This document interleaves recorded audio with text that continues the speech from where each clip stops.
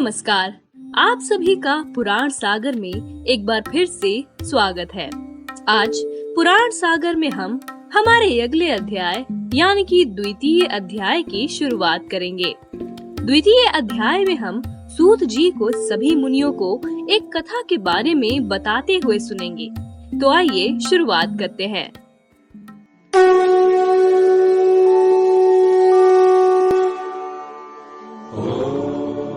द्वितीय अध्याय प्रारंभ। शौनक जी महाभाग सूत जी से आगे कहते हैं, आप धन्य हैं। भूतल पर इस कथा के समान कल्याण का सर्वश्रेष्ठ साधन कोई दूसरा नहीं है। ये बात हमने आज आपकी कृपा से निश्चय पूर्वक समझ ली। हे सूत जी, कलयुग में इस कथा के द्वारा कौन कौन से पापी शुद्ध होते हैं, उन्हें कृपा पूर्वक बताइए और इस जगत को कृतार्थ कीजिए। सूत जी बोले, हे मुने, जो मनुष्य पापी या दुराचारी है वे भी इस पुराण से अवश्य ही शुद्ध हो सकते हैं। इस संबंध में मुनिगण एक प्राचीन इतिहास का उदाहरण दिया करते हैं, जिसके सुनने मात्र से ही सभी पापों का पूर्णतया नाश हो जाता है। इसके बाद सूत जी उस कथा को आरंभ करते हैं। सूत जी कहते हैं, पहले की बात है, किरात नगर में एक ब्राह्मण रहता था, जो अज्ञानी, दरिद्र, रस बेचने वाला तथा वैदिक धर्म से विमुख था। वह स्नान, संध्या आदि कर्मों से भ्रष्ट हो गया था और वैश्य वृत्ति में तत्पर रहता था। उसका नाम था देवराज। वह अपने ऊपर विश्वास करने वाले लोगों को ठगा करता था। उसने ब्राह्मणों, क्षत्रियों, वैश्यों, शूद्रों तथा दूसरों को भी अनेक बहानों से मारकर उनका धन हड़प लिया था। बाद में उसने अधर्म से बहुत सारा धन अर्जित कर लिया, परंतु उस पापी का थोड़ा सा भी धन कभी धर्म के काम में नहीं लगा। एक दिन वह ब्राह्मण एक तालाब पर नहाने गया। वहाँ शोभावती नामक एक वैश्या को देखकर वह अत्यंत मोहित हो गया। वह सुंदरी भी उस धनी ब्राह्मण को अपने वशीभूत हुआ जानकर काफी प्रसन्न हुई। आपस में वार्तालाप से उन दोनों में प्रीति उत्पन्न हो गई। उस ब्राह्मण ने उस वैश्या को पत्नी बनाना तथा उस वैश्या ने उसे पति बनाना स्वीकार कर लिया। इस प्रकार वे दोनों काम के वश में आ गए। बैठने, सोने, खाने पीने तथा क्रीड़ा में वे दोनों निरंतर पति पत्नी की तरह व्यवहार करने लगे। अपने माता पिता तथा पत्नी के बार बार रोकने पर भी पाप कृत्य में वो ब्राह्मण इतना मिल गया था कि उनकी बात नहीं मानता था। एक दिन रात्रि में उस दुष्ट ने ईर्ष्यावश अपने सोए हुए माता पिता और पत्नी को मार डाला और उनका सारा धन हर लिया। वैश्या में लगे हुए उसके दिमाग की वजह से उस कामी ने अपना और पिता आदि का सारा धन उस वैश्या को दे दिया। वो पापी अभक्ष्य भक्षण तथा मदिरा पान करने लगा और वह नीच ब्राह्मण उस वैश्या के साथ एक ही पात्र में सदा जूठा भोजन करने लगा। एक दिन घूमता घूमता वह दैव योग से प्रतिष्ठानपुर यानी कि झांसी प्रयाग में जा पहुंचा। वहां उसने एक शिवालय देखा, जहां बहुत से साधु और महात्मा एकत्र हुए थे। वह ब्राह्मण देवराज उस शिवालय में ठहर गया और वहाँ उस ब्राह्मण को तेज ज्वर आ गया। उस बुखार से उसको बड़ी पीड़ा होने लगी। वहाँ एक ब्राह्मण देवता शिव पुराण की कथा सुना रहे थे। तेज बुखार में पड़ा हुआ वो देवराज ब्राह्मण के मुख से निकली हुई उस शिव कथा को लगातार सुनता रहा। 1 महीने के बाद वो बुखार से अत्यंत पीड़ित होकर चल बसा। यमराज के दूत आए और उसे अपने पाशों से बांधकर बलपूर्वक यमपुरी में ले गए। इतने में ही शिवलोक से भगवान शिव के पार्षद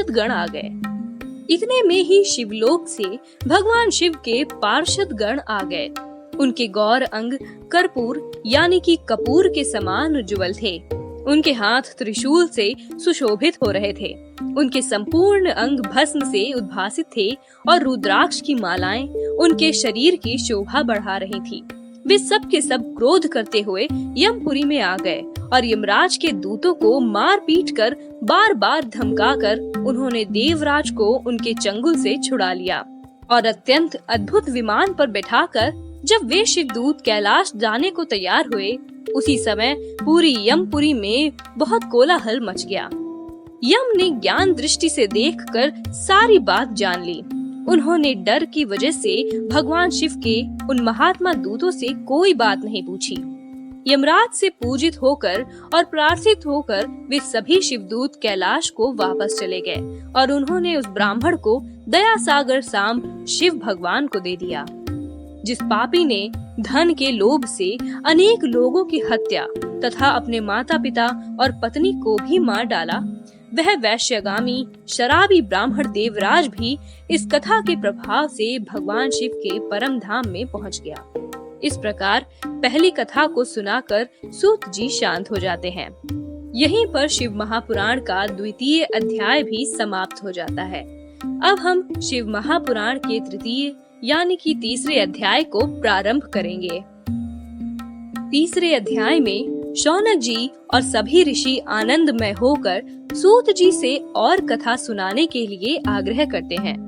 यहाँ पर शौनक जी सूत जी से कहते हैं, हे महाभाग सूत जी, आप सर्वज्ञ हैं। इस इतिहास को सुनकर मेरा मन अत्यंत आनंद में निमग्न हो रहा है।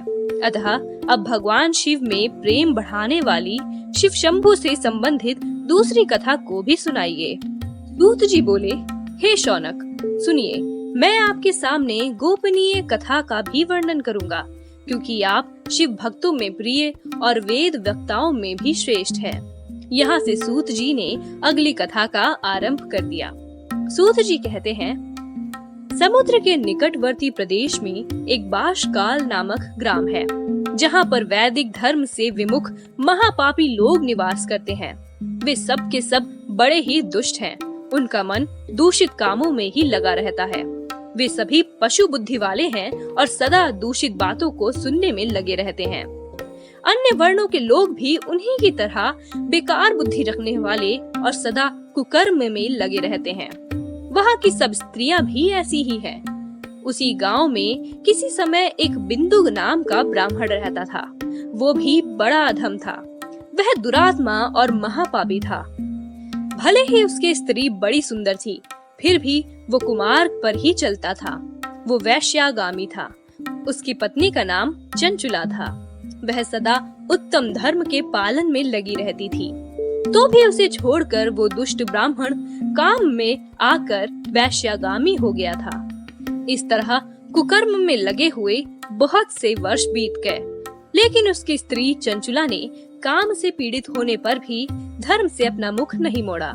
लेकिन दुराचारी पति के आचरण से प्रभावित होने के कारण वो भी आखिरकार काम पीड़ित हो आगे चलकर दुराचारिणी हो गई। चंचुला अपने पति से छुपकर रात में चोरी छुपे अन्य पापी जार पुरुष के साथ में रमण करने लगी। पर एक बार उस ब्राह्मण ने अपनी उस दुराचारिणी पत्नी चंचुला को अन्य पुरुष के साथ रात में देख लिया। ये देखकर वह ब्राह्मण बिंदुक क्रोध में तेजी से उस घर की ओर दौड़ा। उसे घर में आया जानकर वो दूसरा व्यभिचारी तेजी से वहाँ से भाग गया। वे दुष्ट आत्मा बिंदुक अपनी पत्नी को पकड़कर उसे डांटता हुआ मुक्कों से बार बार पीटने लगा। लेकिन उसकी पत्नी भी निर्भयता पूर्वक अपने दुष्ट पति से कहने लगी।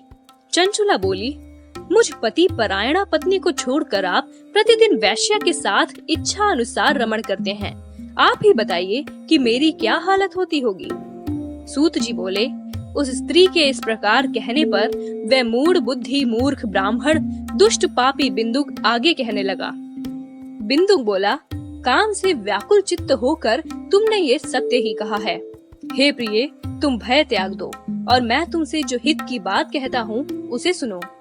तुम निर्भय होकर नित्य पराये पुरुषों के साथ रहो और उन्हें संतुष्ट करके उनसे धन खींचो। वो सारा धन वैश्या के प्रति आसक्त मन वाले मुझको दे दिया करो। इससे तुम्हारा और मेरा दोनों का ही स्वार्थ सिद्ध हो जाएगा। सूत जी बोले, पति का ये वचन सुनकर उसकी पत्नी चंचुला ने प्रसन्न होकर उसकी कही बात मान ली। उन दोनों दुराचारी पत्नी और पति ने इस प्रकार समझौता कर लिया। इस तरह दोनों दुराचार में डूब गए। इसके बाद वो दूषित बुद्धि वाला दुष्ट ब्राह्मण बिंदुक समय अनुसार मृत्यु को प्राप्त हो नरक में जा पड़ा।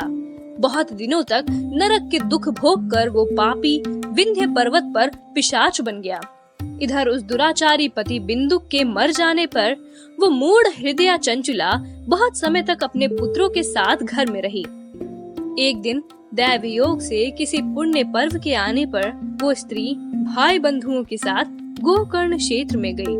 तीर्थ यात्रियों के संग से उसने भी उस समय जाकर किसी तीर्थ के जल में स्नान कर लिया। फिर वो साधारणतया अपने बंधुजनों के साथ इधर उधर घूमने लगी। घूमती घूमती किसी देव मंदिर में उसने एक दैवज्ञ ब्राह्मण के मुख से भगवान शिव की परम पवित्र पौराणिक कथा सुनी। उस समय वहां उपस्थित कथावाचक ब्राह्मण सभी से कह रहे थे कि जो स्त्रियां पराये पुरुषों के साथ व्यभिचार करती हैं, वो मरने के बाद यमलोक में जाती हैं। इसके बाद उन कथावाचक की यमराज के द्वारा घोर पीड़ा वाली बातें सुनकर चंचुला व्याकुल हो उठी। चंचुला भयभीत हो गई।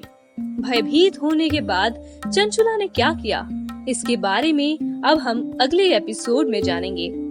तब तक के लिए हम आपसे विदा लेते हैं। नमस्कार।